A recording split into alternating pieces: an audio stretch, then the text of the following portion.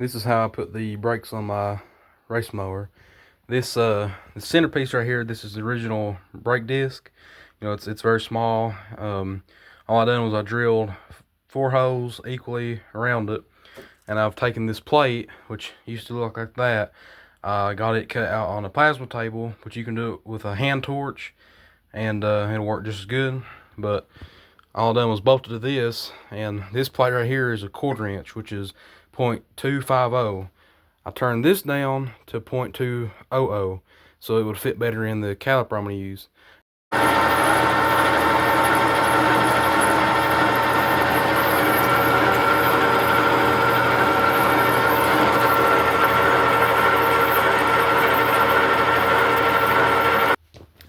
The brakes on this mower, it's pretty simple. You just got a caliper here from a scooter and a cheap, I don't know if you can see it too good, but a cheap master cylinder from Amazon. This was about, I think, $15 for this.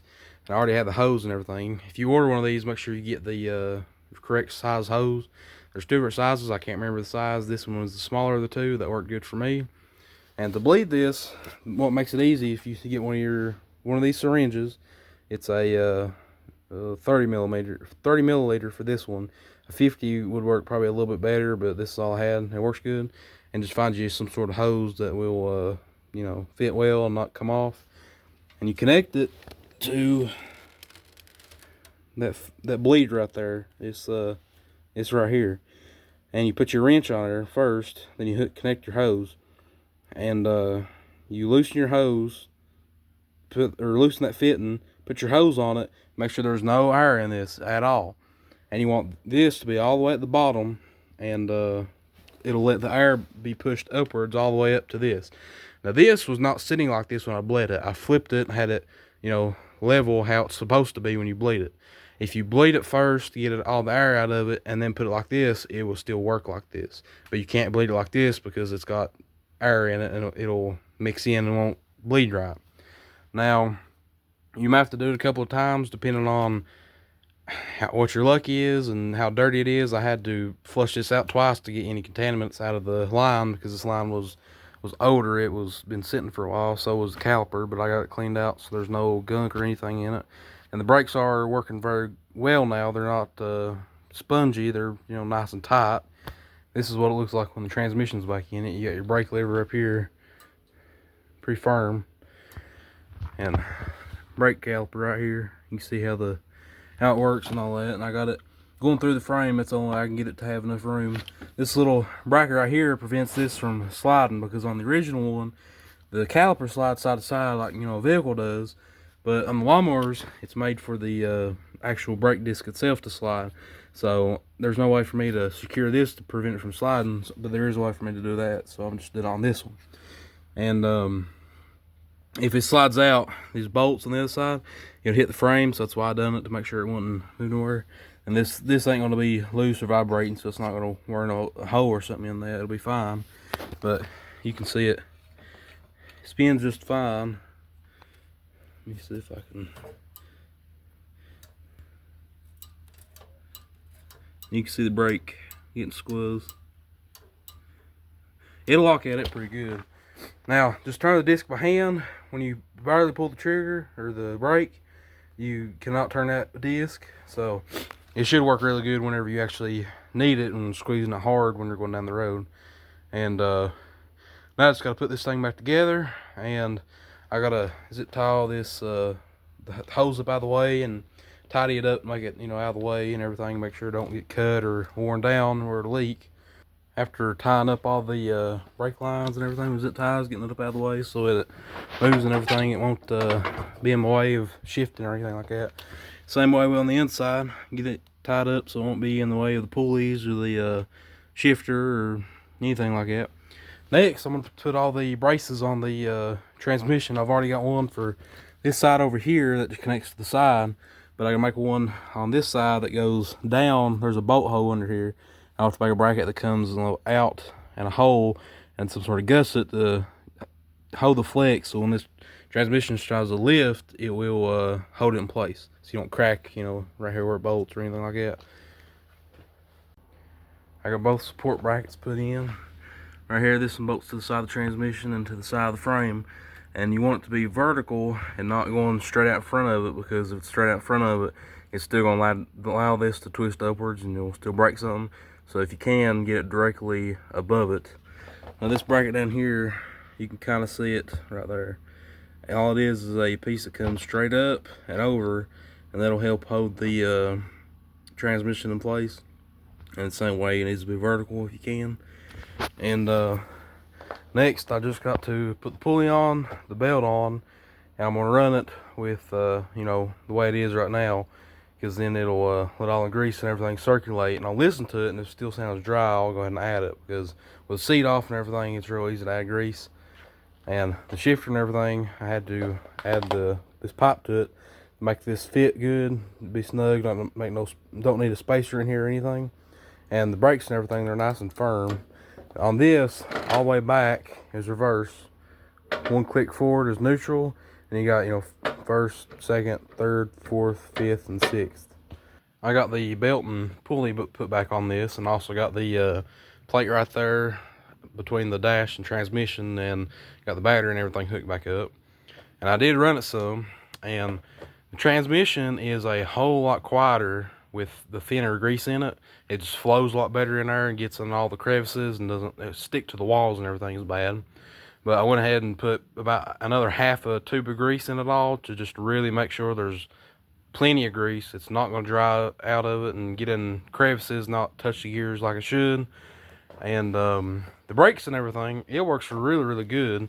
I'm very happy with it. When it's spinning, there's absolutely no vibration. There's no noise from it. And when this thing's in first gear, you can tap the brake and it'll bog down just a little bit on the engine, but not much at all. But if it's in fifth on idle, it'll stop the engine just no problem at all. This is what it sounds like when I got all this done.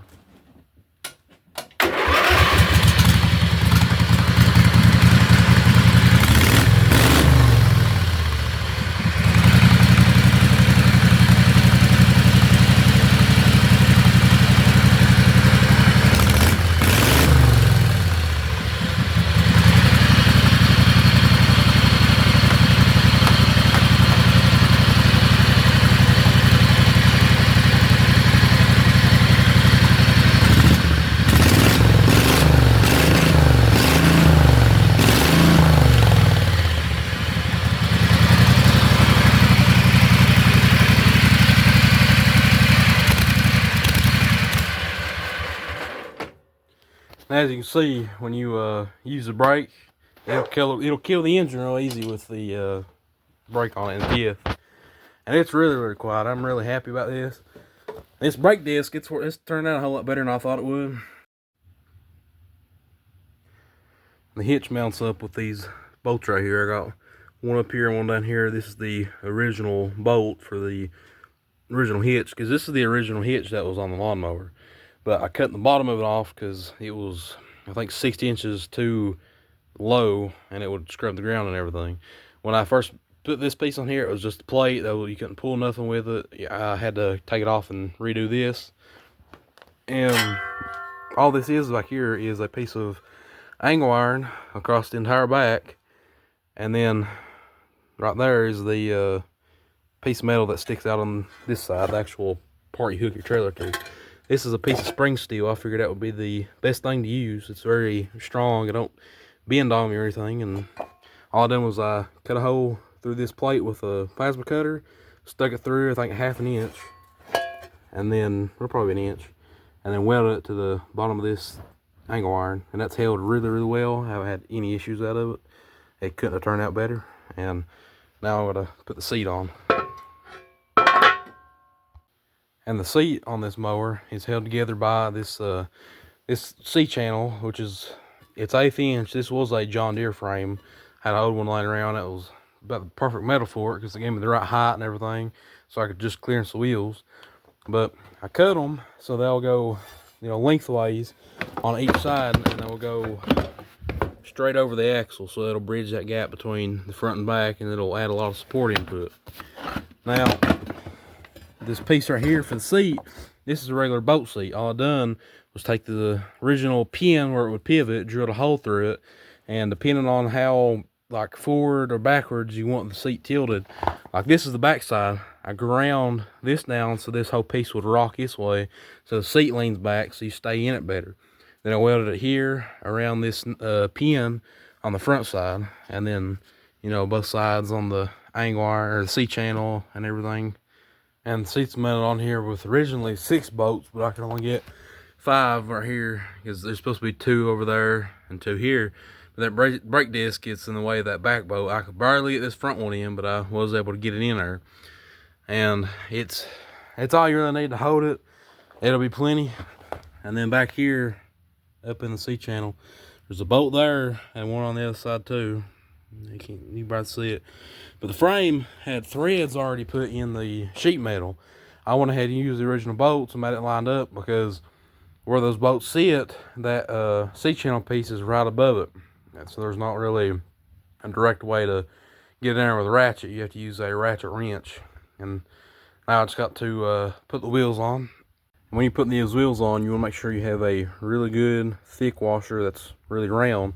So when you slide this on here, it'll go past this flat side, because the inner part, that's your seal. There's really not, there's about an 1/8 inch of aluminum. And if you have too small of a washer, it'll go in there and break this and your seal will be all messed up. So you want to make sure it goes all the way across the whole back side. So put that there. I'll put a spacer. I need to make another one because the one I'm using is really, really thin. But I want to go ahead and put it on there because I don't really feel like making one tonight. And I'll have to make one out of some thicker pipe later on. Right now it's good enough. Then I'll put the wheel with the key in it, and then another little washer and your clip.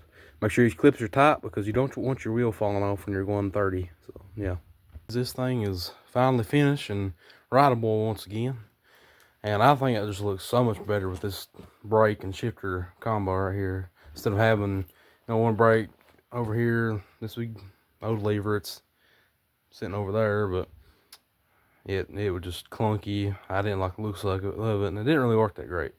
But now this is going to be a lot safer, a lot more controllable, and anybody else who rides it, it'll be a lot more easier and don't have to remember so many more things. And the only thing that I could really do to this to make it better than it is the throttle. Right now it's kind of touchy. If you hit any bumps, your foot jumps everywhere, so your throttle jumps everywhere, and it sounds like the motor's cutting out when it isn't. So if you ever hear a video of this thing running and me driving it and it cuts in and out, it's not because the motor's running bad, it's because it's hitting bumps, my foot's jumping everywhere. The second thing I could fix, which is it's kind of something that would be good to fix, but it's gonna be a whole lot of work that I really don't want to get into, but it's a steering.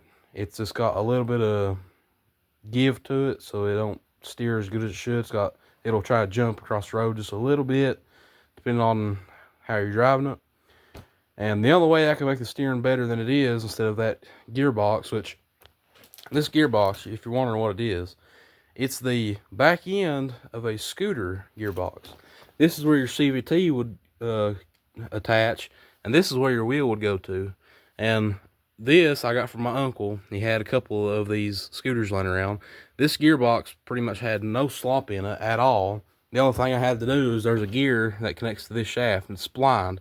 Those splines had a little bit of give to them. So I grooved it out, so I put a good weld in there so it wouldn't rub against the bearing on the backside.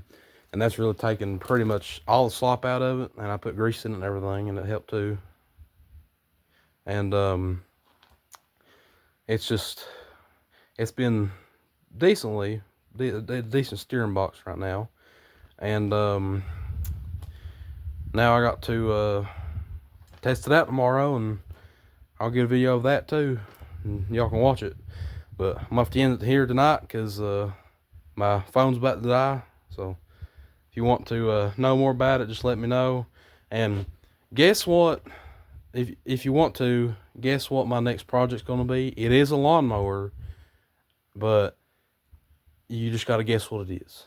Just if anybody wants to, just guess what it is, and you'll see if it's right. And probably about a week or two, I don't know exactly when I'm going to get it. I'm going to get it when the weather clears up, because the guy I got to get it off of, it's kind of over the hill a little bit. So if it's muddy, I can't get it. But you'll know in about a week or two.